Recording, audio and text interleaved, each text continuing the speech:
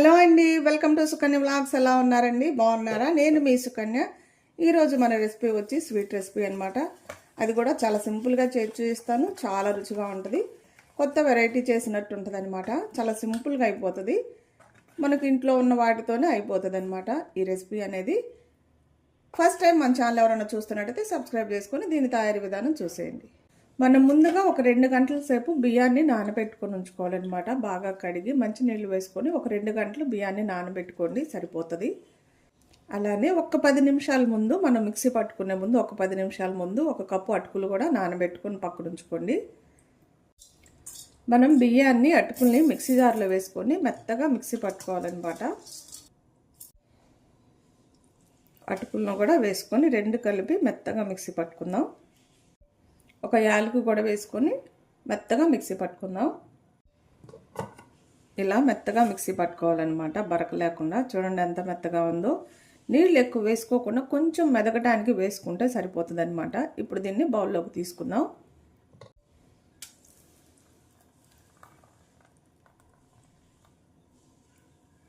ఇదంతా కూడా బౌల్లో వేసుకుందాం. ఇప్పుడు బౌల్లోకి తీసుకున్నాక ఈ పిండిలోకి ఒక 4 టేబుల్ స్పూన్ల దాకా పంచదార వేసుకోండి. మీరు తీపి అనేది చూసి వేసుకోవచ్చు ఒకసారి కలిపినాక కావాలంటే. నేనైతే 4 టేబుల్ స్పూన్లు తీసుకున్నాను. 1 చిటికెడు ఉప్పు కూడా వేసుకోండి. స్వీట్ అనేది చాలా రుచిగా ఉంటుంది. అలానే 1 చిటికెడు బేకింగ్ సోడా అనమాట. తురిమిన పచ్చి కొబ్బరి వేసుకోండి. ఇలా పచ్చి కొబ్బరి లేదనుకో ఎండు కొబ్బరి అయినా వేసుకోండి. మనము పిండిలో ఇవన్నీ కలిసేలాగా బాగా కలుపుకోవాలన్నమాట. పంచదార అంతా కరిగేలాగా కలుపుకోండి. ఇప్పుడు ఇది పక్కన ఉంచుకొని స్టవ్ వెలిగించుకుందాం.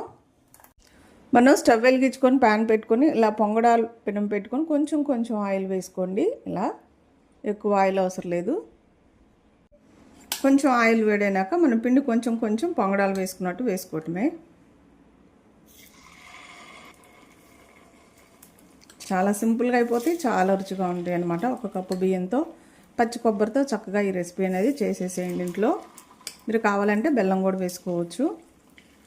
మరి ఎక్కువ నిండుగా వేసుకోకండి, ఎందుకంటే పొంగుతాయి కాబట్టి. మనం అన్నీ ఇలా వేసుకున్నాక మూత పెట్టి మీడియం మంట మీద ఉడికించుకోవాలన్నమాట వీటిని. మనకి అడుగు వైపున కాలిపోయింది అనమాట. రెండో వైపుకు తిప్పుకుందాం. ఈజీగా తిరిగిపోతాయి. ఇలా మొత్తం కూడా ఇలా తిప్పుకోవటమే. రెండో వైపుకు తిప్పుకున్నాక మూత పెట్టుకోకుండా చక్కగా 1 నిమిషం ఇలా కాలనిచ్చి ప్లేట్లోకి తీసుకుందాం. మనకి రెండో వైపు కూడా కాలిపోయినాయి అనమాట. చూసారు కదా. ఇవన్నీ కూడా ప్లేట్లోకి తీసుకుందాం. ఇంకా మన దగ్గర ఉన్న పిండి అంతా కూడా ఇలా రెడీ చేసుకోవటమే.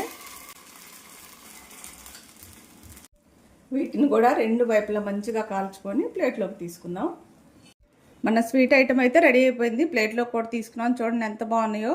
చాలా సింపుల్గా అయిపోతే చాలా రుచిగా ఉంటాయి అనమాట. అంతేకాదు స్పాంజ్ లాగా ఉంటాయి, నోట్లో వేసుకుంటే కరిగిపోతాయి అనమాట. అంత కమ్మగా ఉంటాయి. ఒక్కసారి కానీ మీరు ఇలా చేసి పెట్టారనుకో మళ్ళీ కావాలని అడుగుతారు పిల్లలు, అంత ఇష్టంగా ఉంటాయి. అందులో పచ్చి కొబ్బరి వేసాం కదా, ఇంకా చాలా రుచిగా ఉంటుంది అనమాట. కంపల్సరిగా మీరు కూడా ట్రై చేయండి, తెలిసిన వాళ్ళకి షేర్ చేయండి. నా వీడియోస్ కానీ మీకు నచ్చినట్టయితే లైక్, షేర్, సబ్స్క్రైబ్.